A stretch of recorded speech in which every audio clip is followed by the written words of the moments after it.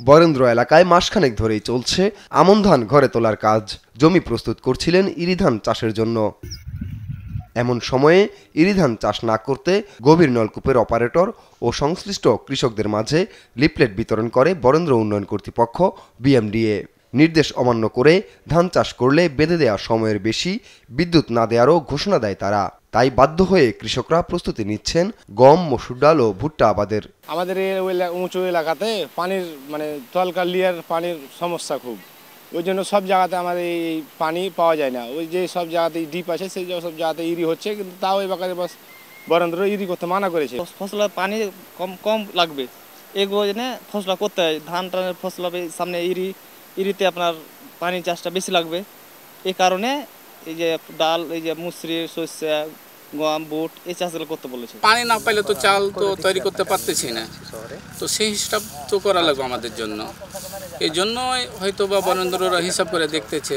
কৃষকদের দাবি, লাখ লাখ টাকা খরচ করে সোলার সিস্টেম পাতকুয়া নির্মাণ করলেও এর কোনো সুফল পাচ্ছে না তারা। বিএমডিএ কর্মকর্তাদের লুটপাট আর অর্থ আত্মসাতের কারণেই দুরবস্থায় কৃষকরা। ওই বড় ডিপ গালা বসে তো ওরা বলছে কি যে বড় ডিপে জায়গা বসালে পানি পাবে না, উঠবে না, এই জন্য এগুলো বাসা তো কোনো কাজই হচ্ছে না। আপনার সারাদিনে আপনার 10 কাঠা ভিজবে না, আর অথচ অনেক জমিগুলো ব্যাপক ফাঁকা পড়ে আছে, দেখেন কোনো ডিপ নেই।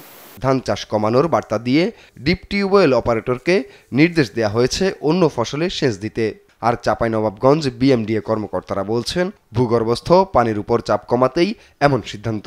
বন্যা অফিস থেকে আমাকে বললো যে পানি তো সেদূর সংকট হয়েছে এখন, তো আমরা এত দূর তুমি আবাদ দিবা না, মোটামুটি ধরুন কি যে আছে 50 বিঘা কি 100 বিঘা, তুমি অর্ধেক কমাবে ধানের সংখ্যায়।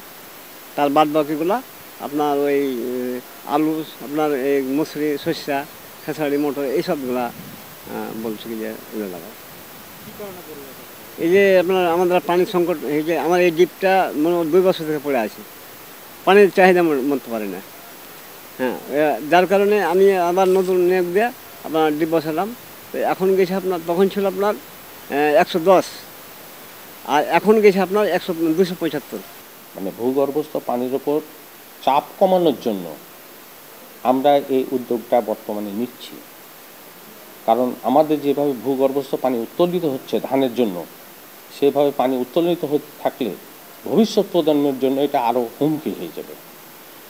এই জন্য যেই ফসলটাই পানি কম লাগবে, যেমন ধরেন যে আপনার গম, সরিষা, ভুট্টা বা আলু বা অন্যান্য ডাল জাতীয় শস্য, এগুলোতে আবাদ করলে হবে কি, আমার ভূগর্ভস্থ পানির উপর চাপটাও কম থাকবে, আবার আমার ফুল কমান্ড এরিয়া চাষাবাদ হবে, যেখানে আমার ধানের পরিবর্তে অন্য শস্য উৎপাদন হবে।